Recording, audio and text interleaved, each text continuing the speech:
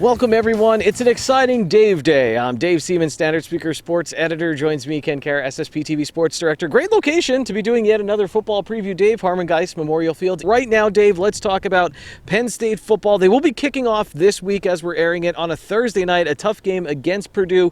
Dave, let's start on the defensive side of the football just because I want to talk about Tyler Elsdon. And we talked with his former coach, Wally Hall, when we were at that Schuylkill County Football Coaches Association Media Day.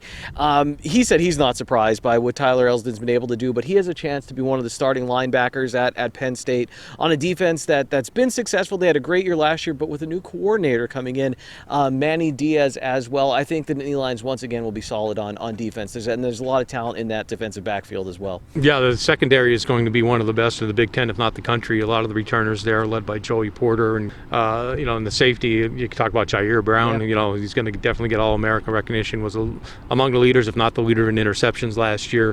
My main guy for me is P.J. Mustipher. He comes back from an injury last year. The team was undefeated last year going into Iowa. Everybody knows what happened after that game. They lost that game and sputtered the rest of the season, to be quite frank about it.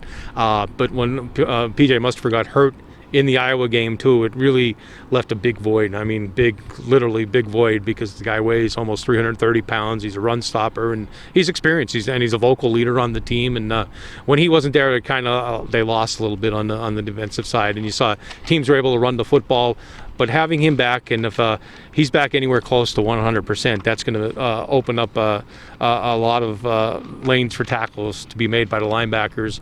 And if teams can't run the ball, they're going to be forced to throw the ball. And when you throw the ball, you're throwing into the Penn State strength, which I believe is the secondary. A lot of people believe that. Yeah, Dave, some people point to last season and they said, the defense in big moments, they weren't able to close out a game. Or, you think of Michigan, they had that lead and there was that long touchdown, I think by Michigan's tight end, and Michigan ends up winning that game in Beaver Stadium.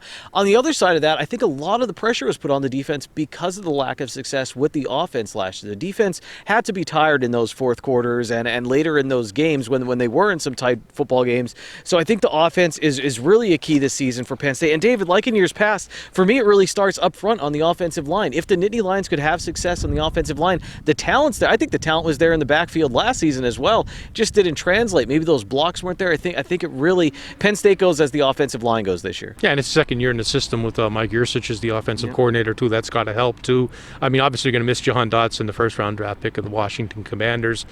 He's going to have a fabulous NFL career, I'm predicting. But the players behind him, the Parker Washingtons, Keandre Lambert, and Mitchell Tinsley, the transfer from Western Kentucky, is going to give him a dynamic presence on the outside at receiver position, the tight end position with Theo Johnson and Brenton Strange. They're both high caliber tight ends too, and a running backs too. They're coming with a lot of hype.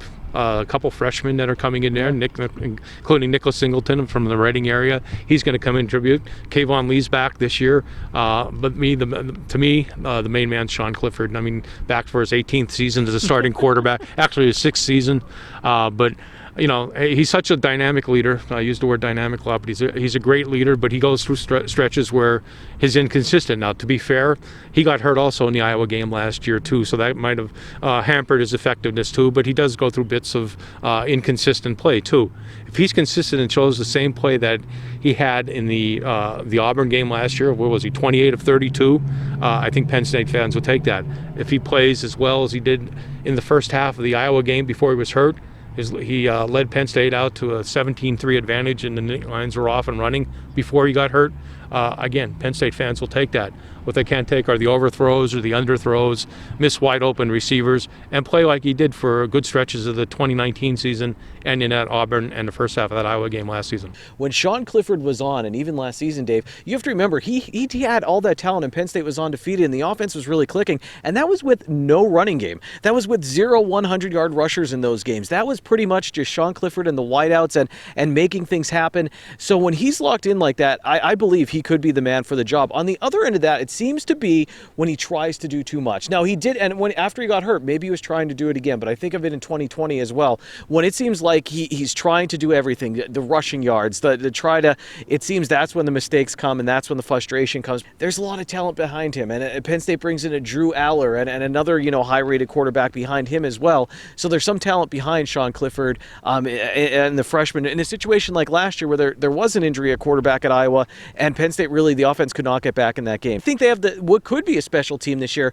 Usually I'm overly optimistic. I'm going to say 9-3 this year. I was even going to say 8-4. I think they do beat Michigan State because it's at home, and I think that's that difference between that 3-4, and I do think they'll lose one of the two games, either at Purdue or at Auburn earlier in the season. Yeah, I think, I think they could finish anywhere between 8-4 and 10-2.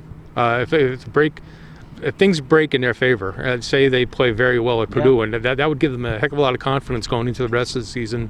Then 2 weeks later, they have to go to Auburn. Now, Auburn isn't vintage Auburn, but it's still going into a hostile SEC stadium. But if you could come out of those 2 games with wins, then that maybe my outlook will change a little bit, because I think, again, if the offensive line can get that established early, but the Purdue game I think is huge. Purdue had success last year, a lot of success. They're going to be able to pass the ball a little bit. It'll be a good challenge for this Penn State secondary, but I think it's more so for the Penn State offense to establish the tempo on the offensive line, impose their will, show that they could get that running game back, get a little bit of confidence for Sean Clifford, the rest of the offense, get Mitch Tinsley involved, maybe even get some of the freshmen involved in a running game, and show that they do have the depth, because they have the depth to beat Purdue, and they have the talent to beat Purdue. Saying that and doing that are two different matters, but if they do that, I look like they could have a better season than maybe I even think. Dave, the last point I want to make is that the coaching staff, you really have to give them credit. They've been recruiting extremely well, and Coach Franklin made a note this preseason saying, hey, he doesn't know if the starting units are better this year, but depth-wise, he feels that this football team, the two deep is very, very good this year, better than maybe ever since he's been there. Yeah, well, I mean, there's no doubt about it. Recruit. I think he gets high marks from anybody involved. Even his harshest critics are going to give him credit for recruiting. It's a matter of and developing players. I mean, look at the NFL talent. The NFL talent that's been coming through that program has been pretty high. It's a matter of winning games, and I think if you're a Penn State fan, it's fine and dandy that you're winning. You're recruiting well, and your players are going. Your chest swells on Sunday afternoons when you say, "Hey, you played at Penn State for your favorite NFL team." But I think the big thing for Penn State fans is they want to see wins on Saturdays, and for the last 2 years, there haven't been enough of them. So to change that, some things are going to have to change, and it starts out front, and it starts with up front, and it starts with Sean Clifford getting a little more consistent. Sports on SSPTV News is brought to you by the Lehigh Valley Health Network.